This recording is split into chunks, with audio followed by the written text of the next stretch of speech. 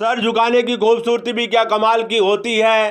जमीन पे सर रखो तो दुआ आसमान में कबूल हो जाती है। दोस्तों, विनम्र बन के सीखते रहिए। विनम्रता ही इंसान को सीखने के लायक बनाती है। और आज ये वीडियो विशेष रूप से गांव के मुखिया के लिए है।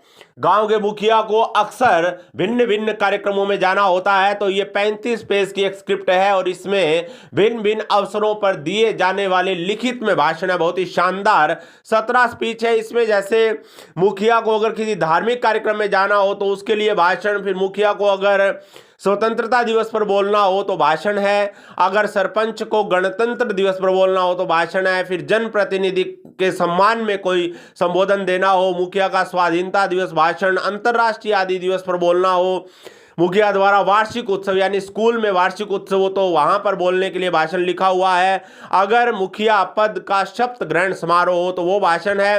अगर आपके गांव में कोई विधायक महोदय आते हैं तो उनका जन संवाद कार्यक्रम हो, या किसी सीएम का जन संवाद कार्यक्रम हो, मंत्री का हो तो उसके लिए भाषण है। जनप्रतिनिधि संवाद कार्यक्रम में मुखिया को बोलना होता है। फिर सरपंच संघ में भाषण होता है बोलना। गांव में कोई कृषि वैज्ञानिक या कोई विशेष कोई स्कीम के तहत लोग आते हैं कई बार अपनी सभाएं करने सरकार की ओर से, प्रशासन की ओर से, तो उसके लिए बोलना होता है तो वो भाषण है। किसी भी एथलेटिक या कोई खेल प्रतियोगिता में बोलना हो तो उसके लिए भाषण है। राम कथा संदेश यानी कोई अगर आपके गांव में राम कथा है तो वहां पर भी आप भाषण बोल सकते हैं। ग्राम सभा प्रधान भाषण यानी कि ग्राम सभा में बोलने की। क्रिकेट टूर्नामेंट अक्सर होते रहते हैं तो वहां पर अगर आपको बोलना हो तो यह भाषण है। अगर आपको ये स्क्रिप्ट चाहिए तो दिए गए मोबाइल नंबर पर संपर्क कर सकते हैं। तो ये गांव के मुखिया को अगर किसी धार्मिक कार्यक्रम में बोलना हो तो उसके लिए भाषण है कि जर्रे जर्रे में झांकी भगवान की, किसी सूझवान इंसान ने पहचान की।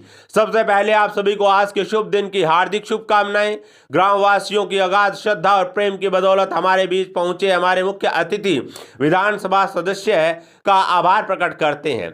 जिला पार्षद जैसे कि जो धार्मिक कार्यक्रम में लोग आए होते हैं उनका सम्मान आप कर सकते हैं।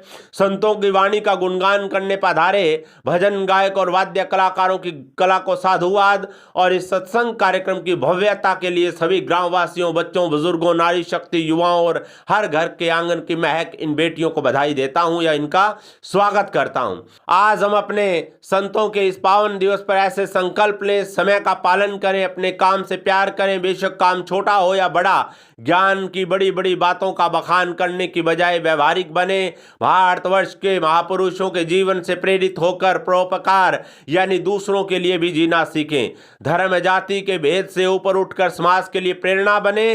तो इस तरह ये स्पीच है दोस्तों। जैसे कि स्वतंत्रता दिवस पर बोलना हो तो अगर आपको स्क्रिप्ट चाहिए तो दिए गए मोबाइल नंबर पर संपर्क कर सकते हैं। गांव के मुखिया के लिए विशेष रूप से ये स्क्रिप्ट लिखी गई है।